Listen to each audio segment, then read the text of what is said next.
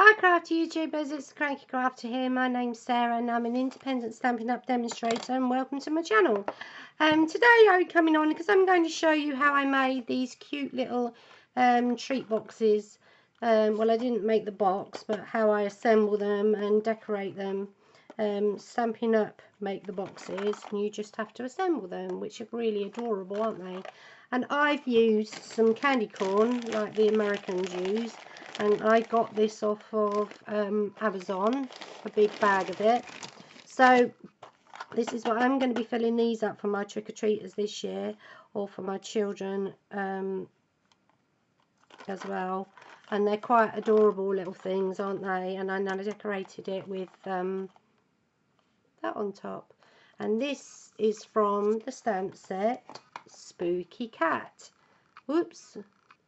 There's the eat at your own risk. We're going to be using that, and then we're going to be using these bottles here, which you stamp, and then you've got these 3 ones here, which so you can stamp different colours of mixture for your bottles, and then we're going to be using those today. So when you pick up these cheat boxes from Stampin' Up, you get 16 in a pack, and they come with a film on. I've pulled this one off already, so I didn't show you, but let me show you here. I don't know if you can see, but they come with this covering, which is a protection, and you just pull that back like so, all the way off, all the way around, and then you make up your treat box, and I'll show you how to do that. So they come like this, and they're already connected to each other. And then you just gently fold it over like this, and burnish or pinch the sides in, so your box is basically square. And then to do this, now you fold all your bits in and press them and give them a good press. Fold them out and do the same all the way around your box. Right, and now what you do is you fold this one in first, then you fold the 2 side ones in, and then you fold this one in, and then it pops flat like so. Then do the same here, fold your 2 side bits in like so, and then fold this bit in. Give it a pinch, and then fold this bit forward like that. And then we're going to fill it with some candy corn.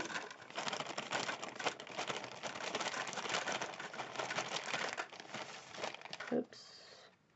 Oh, okay. That's it. Eat a couple because you just have to, because they're lovely. If you haven't tried them, try them. They are quite nice. And then fold those over.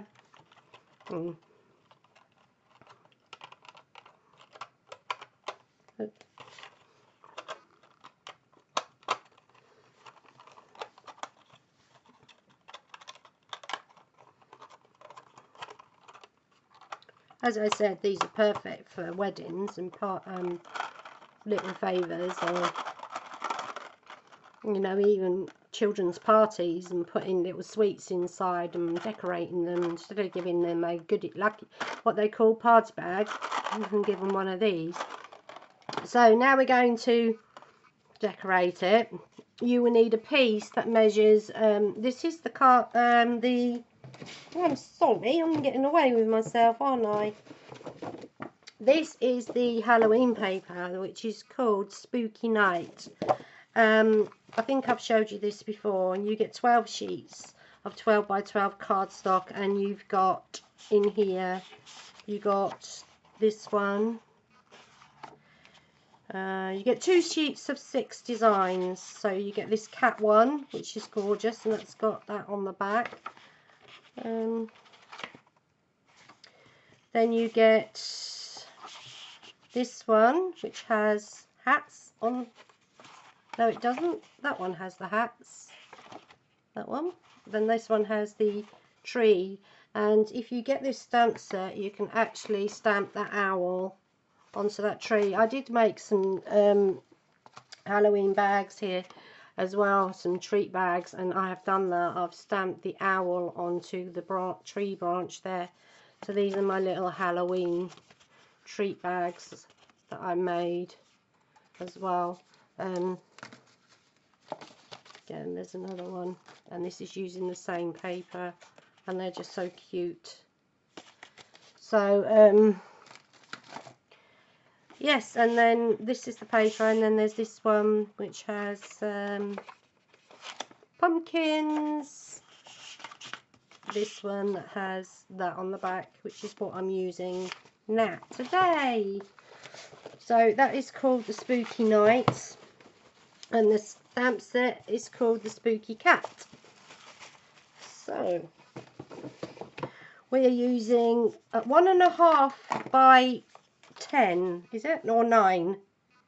1.5 by 9, and then we need another piece which is 1 inch by 10.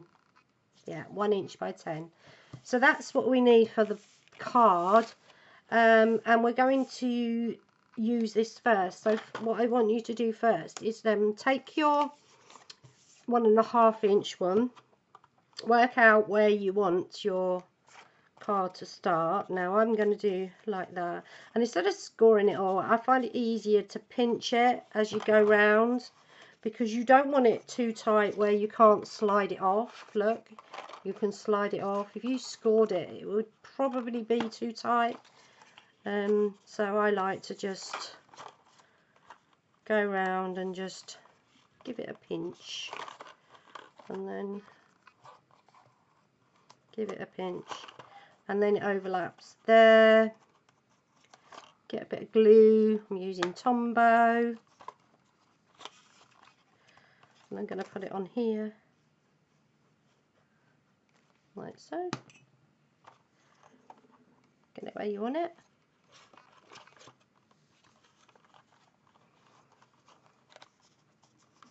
Oops. And then kind of straighten it up.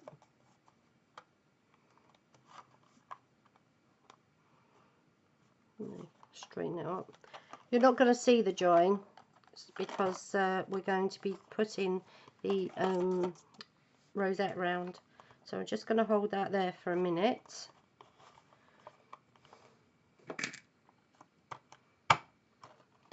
Put a block on top. Now we're going to take our 1 inch strip and your scoreboard. And we're going to score this at every 1/2 inch.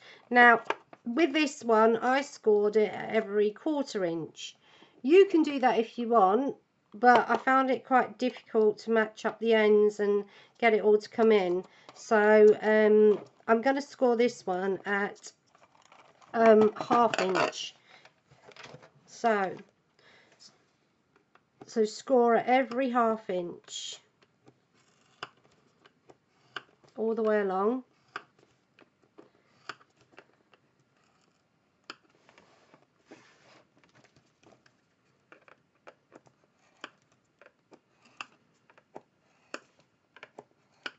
I'm sure most people know how to make rosettes.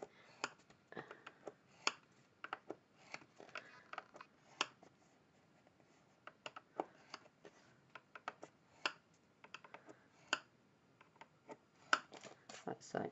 That's the scoring done. And then you're going to concertina fold like a fan, backwards and forwards on itself.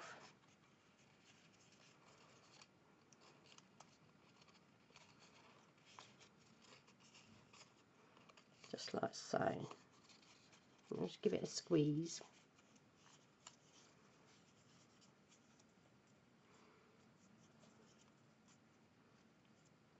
And give it a good old squeeze. Then we're going to join the ends. And we're going to join the ends like that. So you're just going to pop a bit of glue on the end.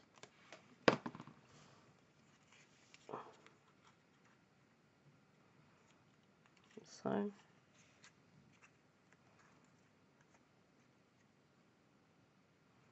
I'll just give it a squeeze.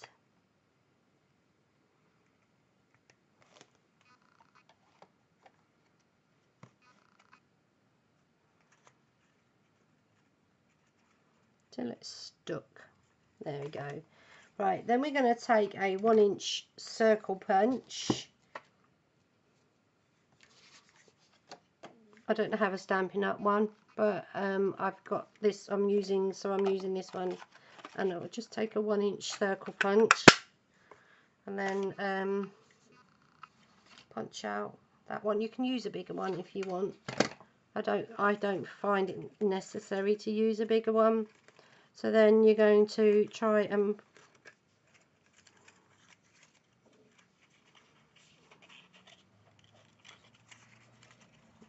push it all in on itself.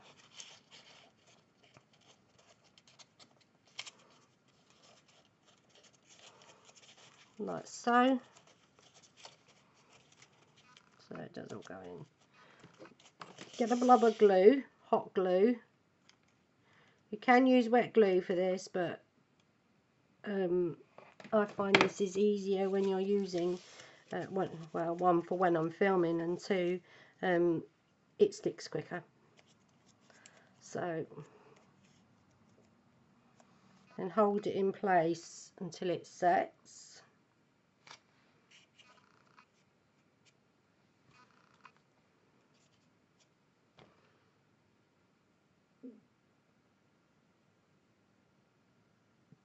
Like so.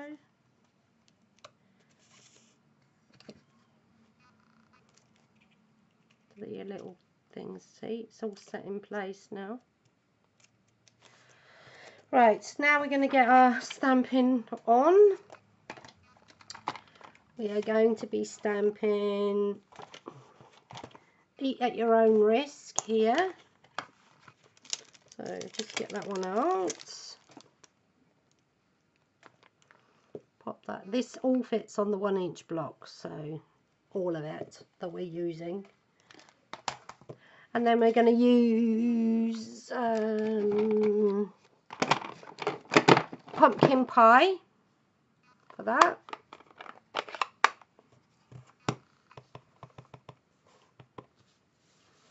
Now, because these are photopolymer stamps, it is a really good idea to use some kind of stamping pad underneath. Because I'm using this grid paper and it is new, it is really quite spongy, so I don't actually need anything underneath.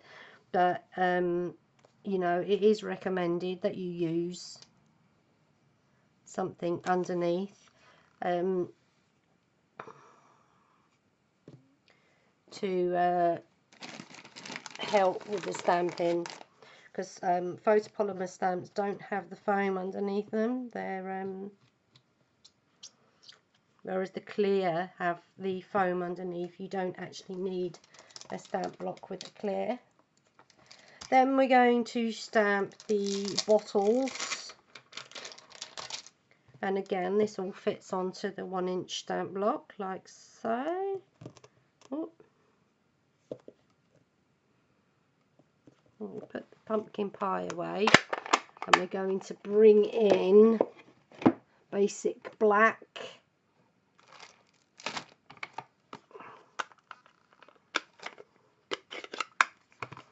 To stamp my bottles.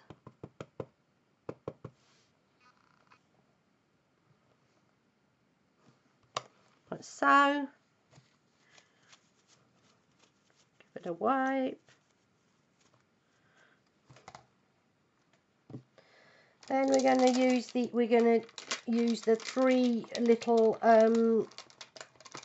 stamps that are individual that you put inside the bottles, which are these ones here. so that you can use different colours. Very clever Stampin' Up to do this, I have to say. You know, normally we would have had to have like done this ourselves and coloured it in with the with our markers, but Stampin' Up have thought of everything with this stamp set.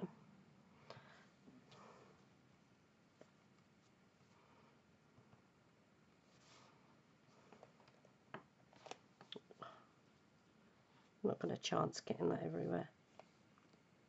I need to come over the top, so sorry if you get my head in there. Now I've come slightly up on that, but I'm going to let that go. As you can see, it's come up slightly from the bottom. I could get a pen and just in fact,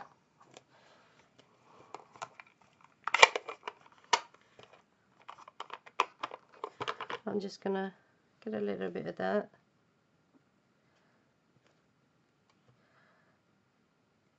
There you go. No one would ever know. Mistake fixed.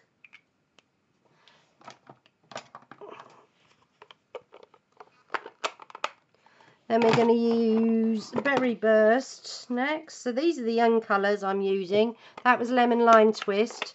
Now we're using Berry Burst, and we're going to be doing the little one, the little diddy one. Right. Hope you can see.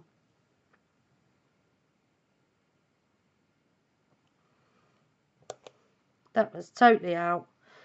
Oh well, never mind. I can't get my head over the camera because I don't want you to see my great big head in the way. That would be no good either, would it? But you know, just you won't be filming when you make your cards or when you make your it's usable. I'm pretty certain that those who get them won't mind. They'll just be interested in the sweets. So the next one I'm going to use is Fresh Fig. Again, another one of the in colours. I don't know that. Well, sorry about that. That's Alexa. She's just come up, you know, started talking to me. Can't see.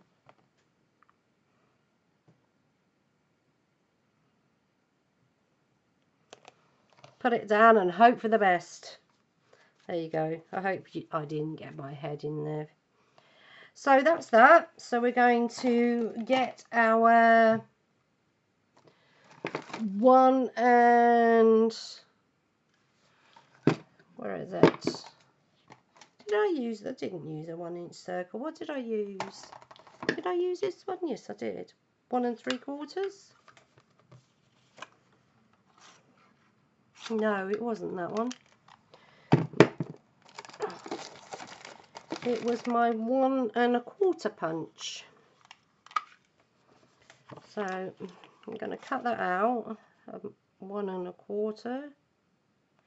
Now this is an a success stamp punch. I'm sorry, but these are exactly the same as the Stampin' Up. But why? Because EK Success makes Stampin' Up punches, so that is why. So we've just punched that one out there, and then we're going to cut this one by hand, and we're going to turn it into a little tag. So get my scissors. Oh, that's no good. Those scissors are no good. Get my scissors. Get my tiny ones. And we're just going to cut around that, and we're going to make it into a little tag. So just cut that out. We want our writing to, and on this side I'm going to cut it slightly over a little bit. I'll tell you why in a minute. So just cut that out, and then I'll snip. That's too much at the top, but then I'm just going to snip the corners off to turn it into like a tag shape. like so. And then to make it look even more like a tag, I'm going to get my pokey tool, and I'm just going to poke a hole through it. Be very careful if you're doing this, folks.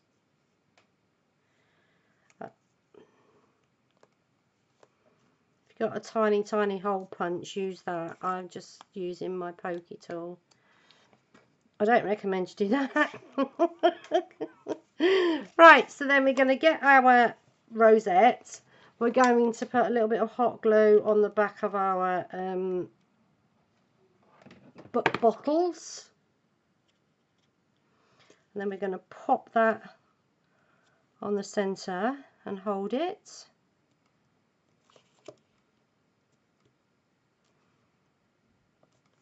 And then this is why I wanted that to go over a little bit more, because I didn't want to cover up the writing. So I'm just going to put a little bit of glue on, hot glue on the back. Oh, sorry, a little bit of hot glue on the back of my little tag there, and then just pop that under there like so. Hold it all till it sets.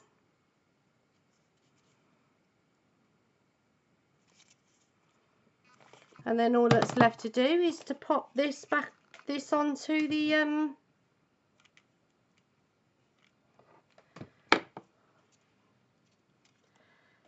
our sweets.